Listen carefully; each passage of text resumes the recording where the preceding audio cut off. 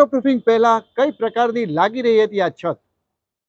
આ છતના દ્રશ્યો છે જામનગર શહેરના પાર્ક કોલોની વિસ્તારના એક મકાનના, જેનો વિડીયો આ પહેલાં મેં આપની સામે શેર કર્યો હતો. લગભગ 8 દિવસ પહેલાં આ વિડીયો આપણી યુટ્યુબ ચેનલ ઉપર અપલોડ થયો હતો કે જામનગર શહેરની પાર્ક કોલોની એટલે કે પટેલ કોલોનીની સામેનો વિસ્તાર પાર્ક કોલોની વિસ્તારની અંદર આ જે મકાન છે એની છત કઈ પ્રકારની ડેમેજ હતી. 35 વર્ષ જૂનું, હા, આશરે 35 વર્ષ જૂનું આ મકાન કે જે ભેજથી ખૂબ જ પ્રભાવિત થયું હતું અને જર્જરિત હાલતની અંદર આ મકાન દેખાઈ રહ્યું હતું.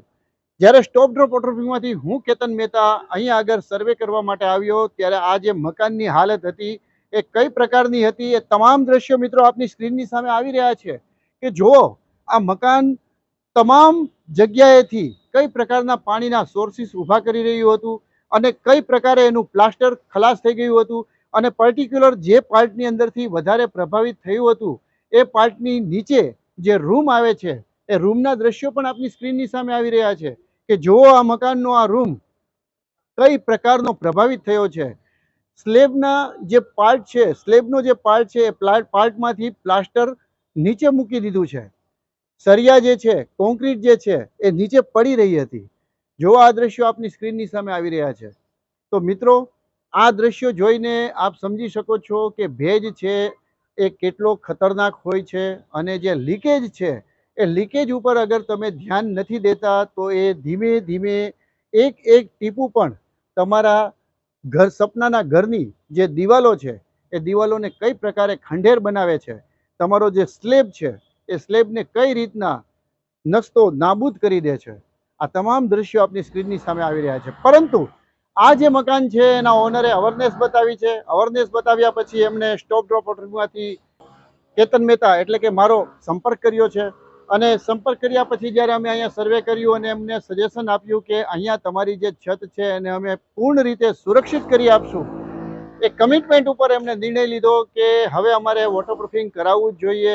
કારણ કે 35 વર્ષથી અમારા ઘરની અંદર કોઈ પણ પ્રકારનું અમે મેન્ટેનન્સનો જે ખર્ચ છે કરેલ નથી, તો હવે અમારે આ ખર્ચ કરવો જ જોઈએ અને એમને નિર્ણય લીધો. અને જ્યારે આજે અમારી ટીમ દ્વારા આ કામ પૂર્ણ થયું છે ત્યારે આ તમામ દ્રશ્યો આપની સ્ક્રીનની સામે આવી રહ્યા છે કે જે છત પહેલાં મુરઝાયેલી દેખાતી હતી અને જે રોઈ રહી હતી એ છત હવે જ્યારે સ્ટોપ ડ્રોપ વોટરપ્રૂફિંગના માધ્યમથી અહીંયા વોટરપ્રૂફિંગ કમ્પ્લીટ થઈ ગયું છે ત્યારે કેવી ખિલખિલાટ હસી રહી છે. આ તમામ દ્રશ્યો મિત્રો આપની સ્ક્રીનની સામે આવી રહ્યા છે કે જો આ પાર્ક કોલોની વિસ્તારની આ છત કે જે જામનગર શહેરની અંદર આવેલું છે પાર્ક કોલોની, એ પાર્ક કોલોની સોસાયટીની જે છત છે એ કેવી ખિલખિલાટ હસી રહી છે. આ તમામ દ્રશ્યો મિત્રો આપની સ્ક્રીનની સામે આવી રહ્યા છે કે વોટરપ્રૂફિંગ પહેલા આ જે છત હતી, આ જે મકાન હતું એના દ્રશ્યો કઈ પ્રકારના લાગી રહ્યા હતા અને હવે જ્યારે આ મકાન પર વોટરપ્રૂફિંગ કમ્પ્લીટ થઈ ગયું છે ત્યારે જામનગર શહેરના પાર્ક કોલોની વિસ્તારના મકાનનો લુક કઈ પ્રકારનો ચેન્જ થઈ ગયો છે. આ તમામ દ્રશ્યો મિત્રો આપની સ્ક્રીનની સામે આવી રહ્યા છે કે જુઓ જે ટ્રુલી વોટરપ્રૂફિંગ છે એ કોને કહેવાય. મિત્રો વોટરપ્રૂફિંગ એટલે હું દર વખતે કહું છું કે કોઈ પણ કોમર્શિયલ પ્રોડક્ટ લઈ આવી અને રોલ કે બ્રશથી લગાવી દેવી એને વોટરપ્રૂફિંગ ગણવામાં આવતું નથી. વોટરપ્રૂફિંગ એક ટેકનિકલ બાબત છે અને ટેકનિકલ બાબતોને ધ્યાનમાં લઈને જ કરવામાં આવે છે તો જ આપને એનું યોગ્ય રિઝલ્ટ મળી શકશે. અને આ જે યોગ્ય રિઝલ્ટનું દ્રશ્ય આપ જોવા માંગતા હો તો આપની સ્ક્રીનની સામે આવી જ રહ્યું છે કે જુઓ આ જામનગર શહેરના પાર્ક કોલોની વિસ્તારની અંદરની જે આ મકાનની છત છે એનો લુક કઈ પ્રકારનો ચેન્જ થઈ ગયો છે. અહીંયા આગળ પણ જે કંઈ બી ડેમેજ હતું એ ડેમેજની અંદર અમે જેમ અમારી પ્રીમિયમ સર્વિસ છે, પ્રીમિયમ સર્વિસની અંદર અમે જે 3 પ્રકારના બોન્ડિંગ ટ્રીટમેન્ટ કરીએ છીએ, બોન્ડિંગ ટ્રીટમેન્ટ કરવામાં આવી છે.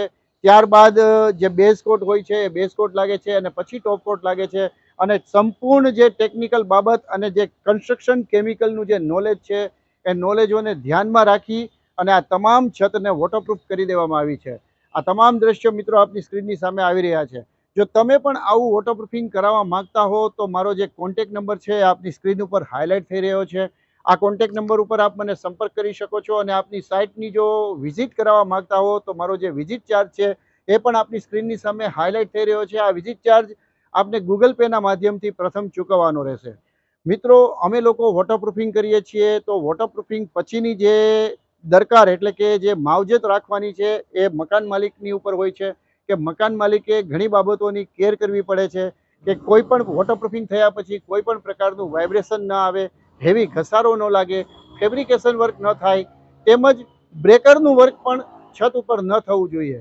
જો આવું કંઈ પણ થશે તો આ જે ફિલ્મ છે એનાથી પ્રભાવિત થશે અને આ પ્રભાવિત થવાના કારણે ત્યાંથી ડેમેજ અને લીકેજ થવાના ફરી એક વખત ચાન્સીસ ઓપન થઈ જશે.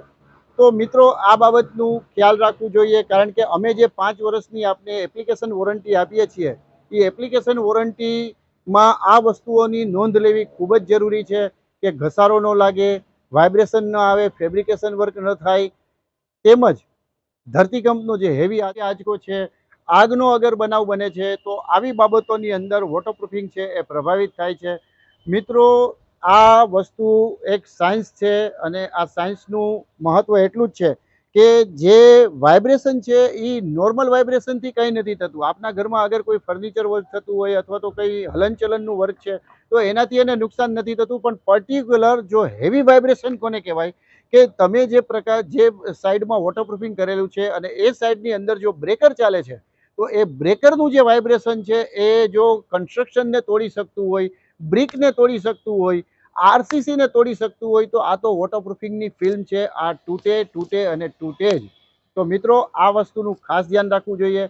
અગર આપને કંઈ પણ જગ્યાએ વોટરપ્રૂફિંગ કરાવેલું છે એની આસપાસમાં જો બ્રેકર ચાલશે તો એનાથી એ પ્રભાવિત થશે.